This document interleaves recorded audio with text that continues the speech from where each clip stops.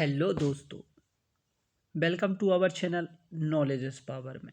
Today's our lecture difference between acquisition and learning. हम acquisition और learning में क्या अंतर है उसके बारे में समझेंगे और जानेंगे कि एक्विजिशन क्या होता है, लर्निंग क्या होता है और लर्निंग के पार्ट्स भी देखेंगे दोस्तों, बिहेवियरिज्म और कॉग्निटिव। इस वीडियो में सिर्फ हम आज बिहेवियरिज्म के बारे में पढ़ेंगे और कॉग्निटिविज्म के बारे में हम नेक्स्ट लेक्चर में पढ़ेंगे दोस्तों। तो आइए अब स्टार्ट करते हैं वीडियो को और ट्राई करते हैं कि एक्विजिशन क्या होता है।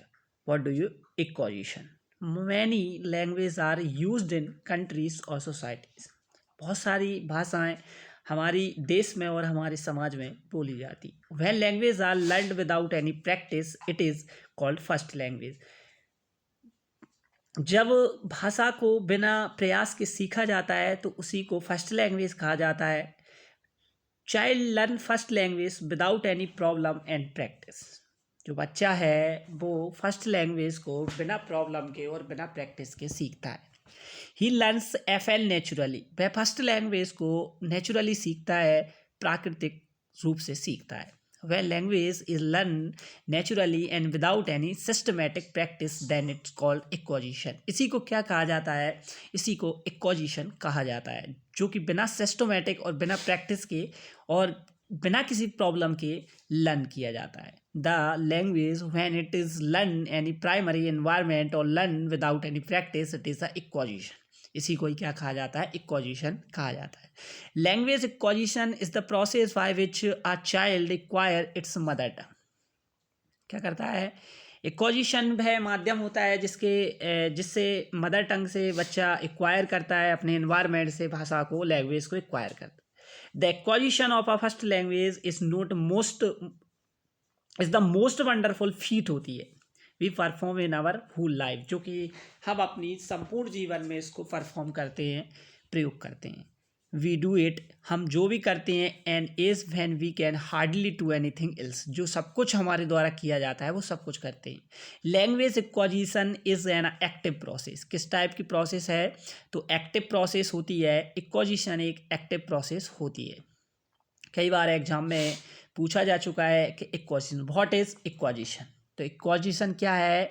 एक्विजिशन जो बिना प्रैक्टिस के और बिना प्रॉब्लम के सीखा जाता है वो एक्विजिशन कहलाता है। अब लर्निंग क्या होती है तो उसको भी देख लेते हैं।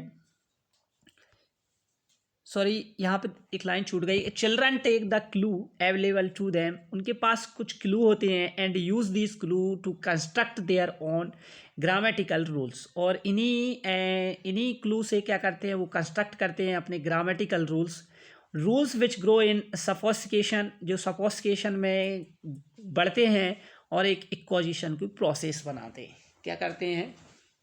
एक्विजिशन की प्रोसेस को कंस्ट्रक्ट करते हैं। फिर होता है लर्निंग। लर्निंग क्या है? कि learning is a language require the operation of N इनेट capacity possessed bye all human being. Learning एक ऐसी रिक्वायर्स होती है, ज़रूरत होती है, एक ऑपरेशन होती है जो कि जन्मजात होती है, जन्मजात क्षमता होती है सारे मनुष्यों में। In our school many subject are taught. हमारे स्कूल में बहुत सारे सब्जेक्टों को पढ़ाया जाता है। English taught as a second language, और इंग्लिश को एक सेकेंड लैंग्वेज के रूप में पढ़ाया जाता है। Because particular practice is given to the student to learn English, क्योंकि एक पर्टिकुलर प्रैक्टिस दी जाती है क्या करने के लिए? स्टूडेंट को इंग्लिश को लर्न करने के लिए। To learn English the help of mother tongue. English को लर्न करने के लिए जो मदर टंग है वो बहुत ही हेल्पफुल होती है इसको लेने में। The term learning can be defined as, और जो लर्निंग है वो इसी टाइप से देखी जा सकती है। The way through which the art of skill, एक ऐसा रास्ता जो कि आर्ट होती है, स्किल एक यूज़ होती है, यूजिंग करते हैं स्किल को एंड प्रैक्टिस करते हैं, is given to learn it then it's learning. और इसी को क्या कहा जाता है? लर्निंग कहा जाता है, जिसके माध्यम हम कुछ सीखते हैं। यह एक स्किल होती है दोस्तों। Learning is a skill. Learning is a skill. Learning क्या है? एक स्किल है, एक आर्ट है, एक कला है जिसको प्रैक्टिस किया जाता है, और इस प्रैक्टिस के माध्यम से हम क्या करते हैं? लर्न करते हैं किसी भी कंटेंट को या किसी सब्जेक्ट को। साइकोलॉजी ऑफ लर्निंग की साइकोलॉजी क्या है, तो मैंने बताया दोस्तों कि इसकी psychology of learning two type की होती है, एक होती है बिहेवियरिज्म और दूसरी होती है कॉग्निटिविज्म। तो हम इस वीडियो में बिहेवियरिज्म के बारे में यहाँ पे इसमें लर्न करेंगे और कॉग्निटिविज्म हम नेक्स्ट लेक्चर में पढ़ेंगे दोस्तों। तो आइए पढ़ते हैं behaviourism. This school of psychology has been established by Russian psychologist Pavlov and American psychologist B.F. Skinner। जो रूसियन साइकोलॉजिस्ट थे पॉवलोव और जो अमेरिकन साइकोलॉजिस्ट थे B.F. स्किनर, इनके द्वारा इस्टेब्लिश्ड किया गया था दोस्तों psychology of school of psychology. इन्हीं के द्वारा दो थ्योरी दी गई थी दोस्तों।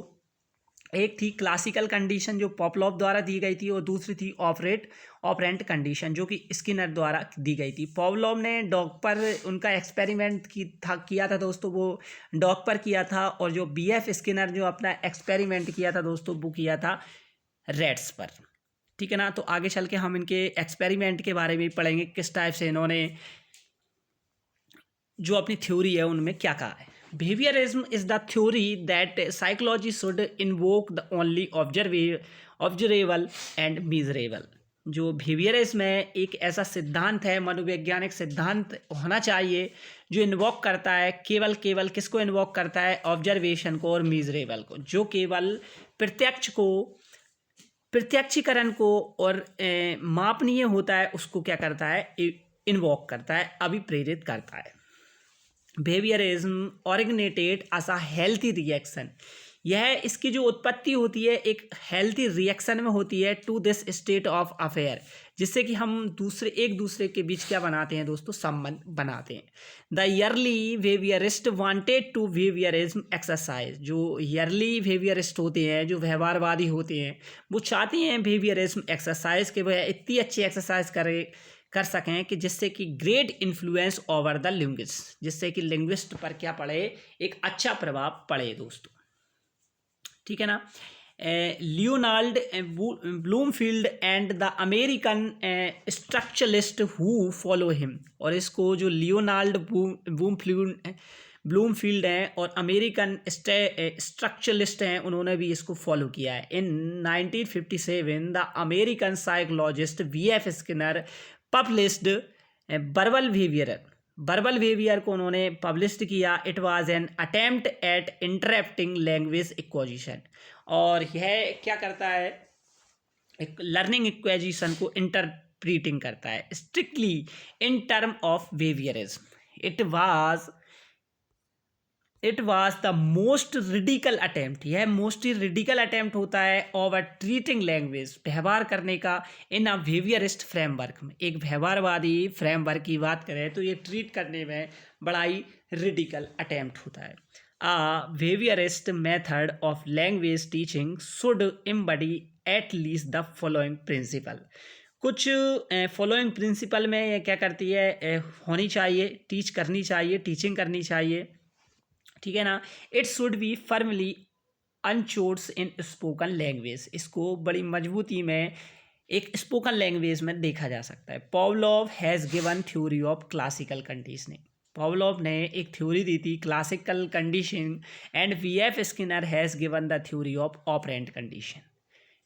पॉवलोव ने क्लासिकल कंडीशन थ्योरी दी थी और B.F. Skinner has a given operant condition. हम सबसे पहले इनकी क्लासिकल कंडीशनिंग के बारे में पढ़ लेते हैं कि इन्होंने क्या कहा था। This theory is based on the habit formation, यह जो थ्योरी है वह किस पर बेस्ड है, हैबिट फॉर्मेशन पर बेस्ड है। पॉवलोव सेज दैट के ह्यूमन और any creature gives response due to stimulus के ही माध्यम से जो सारे क्रिएचर हैं और जो सारे ह्यूमन हैं वो रेस्पॉन्स करते हैं। Stimulus are that things which create excitation, ये और इन क्रिएचर में एक्साइटेशन को क्या करती हैं, क्रिएट करती हैं। इट मीन्स, इसका मतलब है कि that human learn due to stimulus के ही माध्यम से क्या करता है, सीखता है। Pavlov has done one experiment on a dog. उन्होंने सबसे पहला अपना जो प्रयोग किया था दोस्तों, वो पहला जो प्रयोग किया वो डॉग पर किया। इन विच वैन अ फर्स्ट पॉवलोव इन विच, इसमें उन्होंने क्या किया कि फर्स्ट पहले उन्होंने कुत्ते के गले में क्या एक घंटी बांध दी।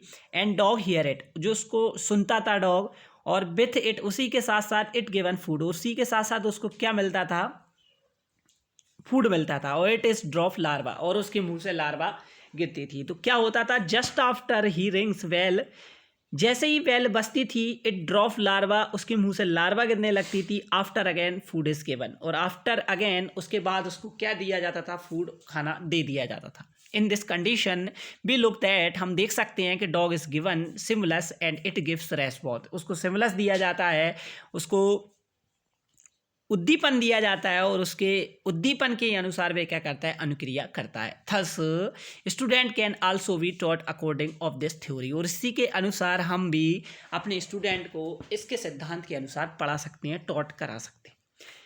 फिर थी ऑपरेंट कंडीशनिंग, क्या है कि this theory is also based on the habit formation, है हैबिट फॉर्मेशन पर बेस्ड है। B.F. स्किनर से दैट के ह्यूमन और any creature gives respond due to reinforcement के ही माध्यम से सारे जो ह्यूमन बीइंग है और जो क्रिएचर हैं वो क्या करते हैं, रेस्पॉन्स करते हैं। He want to say that, उन्होंने ये कहना चाहते हैं कि ह्यूमन और creature learn due to reinforcement, किसके माध्यम से सीखते हैं दोस्तों, रीइंफोर्समेंट के माध्यम से सीखते हैं, प्रबलन के माध्यम से सीखते हैं, प्रबलन या प्रलोभन भी कह सकते हैं। V.F. Skinner has done experiment on pigeon and rats, pigeon और रैट्स पर इन्होंने अपने जो एक्सपेरिमेंट है उनको किया था। when they are reinforced they get their target और फूड, उन्होंने एक टारगेट रखा फूड को। इट मीन्स कि student can be taught very effectively if they are given proper response, अगर बहुत अच्छे से बच्चे सीखते हैं यदि उनको प्रॉपर तरीके से रीइंफोर्समेंट दिया जाए। The structuralist believe in pattern of practice, और जो स्ट्रक्चरलिस्ट हैं वो इसमें विश्वास करते हैं, किसमें, पैटर्न ऑफ प्रैक्टिस में। दे से दैट कि teacher should motivate to their student, अपने स्टूडेंटों को, टीचर को मोटिवेट करना चाहिए, मतलब टीचर को मोटिवेट करना चाहिए अपने स्टूडेंट को, सो दैट कि he could get his all desire objective, जिससे कि वे अपने सारे जो डिज़ायर है उनको सीख सकें। The motivated learner learn fast and effectively, जो मोटिवेटेड लर्नर होते हैं वो बहुत ही जल्दी और बहुत ही इफ़ेक्टिवली सीखते हैं, ठीक है ना। जो कॉग्निटिविज्म है उसको हम नेक्स्ट लेक्चर में पढ़ेंगे दोस्तों, ठीक है ना। फिर थोड़ा ये पढ़ लेते हैं रिमेंबर, यहाँ पे कुछ रिमेंबर याद करने के लिए कहा है कि ध्यान रखें कि language is learn only through practice, जो भाषा है वो कैसे सीखी जाती है, प्रैक्टिस से सीखी जाती है। The more the learner is expose to the use of language the better chance of learning it, जितना ज़्यादा हो सके हमको लैंग्वेज को एक्सपोज्ड करना चाहिए, जिससे कि हमें सीखने के ज़्यादा से ज़्यादा मौके मिले। Producing the correct linguistic response to a stimulus require effort, producing the correct linguistic, हमको एक करेक्ट वाक्य विन्यास बनाना चाहिए, उसके प्रति रेस्पॉन्स करना चाहिए, जिससे कि हमें उस पर विशेष प्रकार से बल दें। If the learner is not called upon to make this effort there is no learning, यदि वह इस टाइप का एफर्ट नहीं डालेगा तो फिर नो लर्निंग नहीं कर पाएगा। Producing correct response also require attention, अच्छी अटेंशन के लिए अच्छा रेस्पॉन्स भी होना बहुत ज़रूरी है। यदि हम अच्छी रेस्पॉन्स नहीं करेंगे, अटेंशन नहीं करेंगे, तो हम किसी भी चीज़ को लर्न नहीं कर पाएंगे।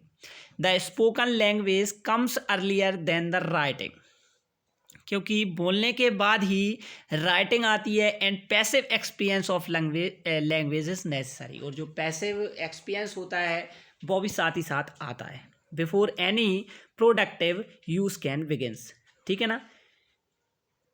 बिना प्रोडक्टिव या एक्टिव हुए बिना ही पहले ये क्या चीज़ होनी चाहिए, ये सब होना चाहिए। Learning takes place first if a correct response is given to the student. Learning takes place. सीखना तब होता है दोस्तों यदि उनको करेक्ट रेस्पॉन्स दिया जाएगा, स्टूडेंटों को यदि करेक्ट रेस्पॉन्स दिया जाएगा तभी सीखना कहलाएगा. The learner must know at once if his effort is right और रॉन्ग. तभी वह सीख पाएगा कि क्या गलत है और क्या सही है. Every new item must be learn by reinforcement. Reinforcement के ही माध्यम से कोई भी आइटम हो उसको पढ़ाना चाहिए, सिखाना चाहिए. By further practice before further learning begins. जितनी ज़्यादा प्रैक्टिस हो उतनी ज़्यादा लर्निंग होगी. ठीक है ना. शुरुआत में जितनी ज़्यादा हम प्रैक्टिस करेंगे और उतना ही ज़्यादा हम सीखेंगे. तो ये जो हमारा चैप्टर था acquisition and difference between acquisition and learning, तो क्या होता है अब ये ख़त्म नहीं हुआ है दोस्तों. अभी हम नेक्स्ट लेक्चर लेकर आएंगे तो उसमें हम आपको कॉग्निटिविज्म पढ़ाएंगे. जब तक के लिए यदि आपने हमारे चैनल को सब्सक्राइब नहीं किया है तो प्लीज़ सब्सक्राइब करें, बेल आइकन को प्रेस करें जिससे कि ज़्यादा से ज़्यादा नोटिफिकेशन आपको प्राप्त होते रहें. थैंक यू, धन्यवाद. मिलेंगे नेक्स्ट लेक्चर में.